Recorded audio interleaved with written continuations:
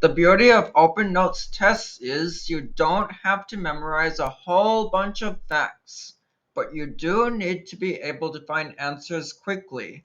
So far, for the most part, I have done well on my open notes tests in college. So how did I do it? The simple answer is having organized notes. Do I hear some groans out there? Oh, what's that I hear? Notes? What are notes? Glad you asked. This is Rohan.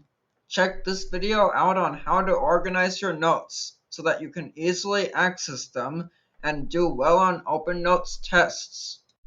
Many of my classes called for copious amounts of reading. Thank goodness for open notes tests. I think many people, when they hear the word open notes tests, think, Oh, I don't need to put in the effort to take good notes. I can just look up the answers in my textbook during the test. you're right. However, on timed tests, flipping those pages takes time, and before you know it, you have run out of time to look up the answers. Others think, Hey dude, we have digital textbooks now. So I can do a quick search and find what I need. you're correct too. However, say you're looking up the word suffrage. Well, that word may appear in 10 places in that textbook, and you may need to wade through 6 places before you find the correct answer, and the clock ticks away. Whenever I opened a textbook and saw that I had to read 50 to 60 pages per chapter, I used to feel sick to my stomach. I used to feel clueless as to how to organize my notes. I soon learned that having organized notes was a key to doing well on open note exams. It took me a while, but I figured it out. And most importantly, my organization system worked for me. So here's how I did it. As you open a chapter to read, look at the chapter heading, subheadings, sub-subheadings, etc. Then, write down all of those headings only, using different colors for each heading type. You should see something like what's given on this page. For example, all of my subheadings are in blue, and sub-subheadings are in red. Writing down only the different types of headings first helped me to get the big picture of what the chapter covered before I even read a single word. Next is the hard part. You do have to do the reading and jot down the main points.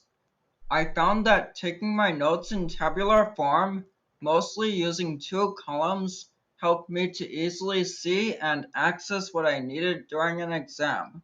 The next photo will show how I took down the notes for part of the section that I showed the outline before. Note the following. The left-hand column gives a title or statement. The right-hand column gives information in bullet form relevant to that title or statement. If a vocabulary word appears in a reading section, then input that word in bold color into the table. My example shows the word traditional political participation and its definition. Once you have created your chapter notes in tabular form, it's a good idea to create a vocabulary list. I have my vocabulary words in 2 places, within my notes in the tables, as shown earlier, as well as at the end of each chapter notes. This photo shows the vocabulary list at the end of a chapter. Input the vocabulary words in bold color for quick access. Next, print out each chapter notes and staple the pages together. I printed 2 pages to a page, double-sided for a total of 4 pages per sheet of paper. See the photo. To further organize and access your notes, consider creating a table of contents for each chapter notes. Remember to use big visible page numbers. This is probably overkill, and I only did this for my geography classes, which called for knowing minutiae. If you need to recall hundreds of detailed terminology and feel it may take too long searching through your textbook, Then consider consolidating in alphabetical order all your chapter vocabulary lists and any other terminology. This photo shows what I put together for our geography final, and thankfully, I've only had to do this level of detail one time. If an open notes test called for chapters 8 through 10, then arrange each chapter stack separately on your desk so you can get to them easily.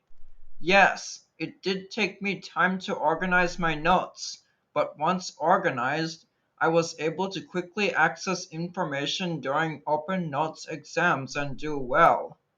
If anyone has a better technique, please drop me a comment.